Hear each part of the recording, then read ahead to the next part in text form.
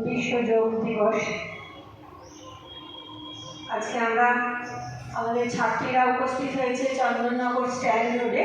তার সাথে আমরা এখানে কয়েকজন শিক্ষিকা এবং ছাত্রীরা আমরা এই অনুষ্ঠান পালন করছি। বিশ্বের সবে সুখী হোক, হোক নিরাময়, দৃষ্টি যেথা পড়ে হেরে মঙ্গল নিচয়। দুঃখ কেহ নাহি পাক ধরণীর বুকে, ভীত রোগ বিশ্ববাসী থাকে যেন সুখে।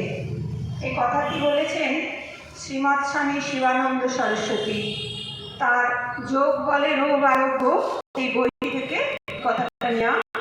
এবং আমাদের এই বিদ্যালয়ের অবসরপ্রাপ্ত দিদি নিরিদি আমাকে বইটি দিয়েছিলেন। আমি নিরিদির সাথে 7 দিনের একটা কোর্স করেছিলাম। তখন আমাদের দেশ ভারতবর্ষ, আমরা জানি যে বহু মুনি ঋষি মহাপুরুষরা এই যোগের কথা বলেছেন। এই যোগ মানে আমাদের দেহ মন এর সাথে প্রাণের যোগ এবং আত্মার যোগ, আত্মার সাথে পরমাত্মার যোগ। আমরা জানি আমাদের সাধনা করছেন, তারা শীতকে জয় করতে শিখেছেন, তারা ক্ষুধাকে জয় করতে শিখেছেন এই যোগের মাধ্যমে। এবং তাদের আয়ু কারো 200, 250, 300 বছর।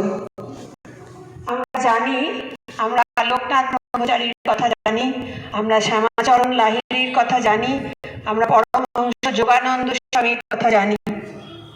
এই শিবানন্দ সরস্বতী তার বইতে খাদ্য নীতি, উপবাস নীতি এবং শরীর সুস্থ থাকার বা রাখার কিছু কথা বলেছেন।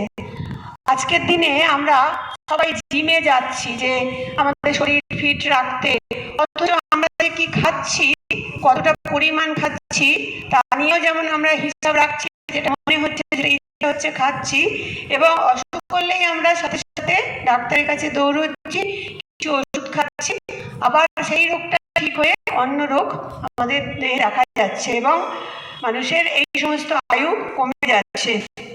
তো মহাপুরুষরা যেটা বলেছেন, আমাদের শরীর সুস্থ রাখতে আমাদের খাদ্যের দিকে যেমন জোর দিতে হবে, তেমনি যোগাসনের কথাও বলেছেন।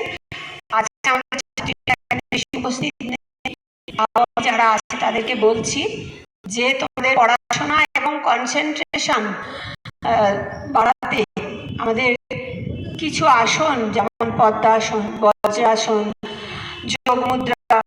যোগমুদ্রা যদিও শেষে করতে হয়, ভুজঙ্গাসন, শলভাসন, পশ্চিমোত্তানাসন, বিপরীত করণী, এই ধরনের কিছু আসন যদি আমরা 8 ঘন্টা সময় দিয়ে বাড়িতে করি তাহলে বিভিন্ন ধরনের উপকারিতা আমরা পাবো।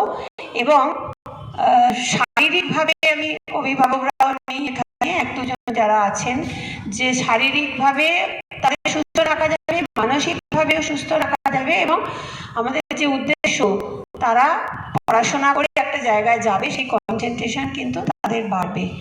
তো আমরা দিদিরা অনেক সময় আমরা ভাবি যে আমাদের মেদ বেড়ে যাচ্ছে ইত্যাদি। এই কয়েকটা আসনের যে নাম বললাম, আমরা যদি 8 ঘন্টা সময় দিয়ে বাড়িতে করি তাহলে কিন্তু আমাদের অনেক রোগ থেকে আমরা মুক্তি পাবো। তো আমরা আজকের দিনে সেই চেষ্টা করি, অন্তত প্রতিজ্ঞা করি যে আমরা নিজেদেরকে সুস্থ রাখবো এবং তার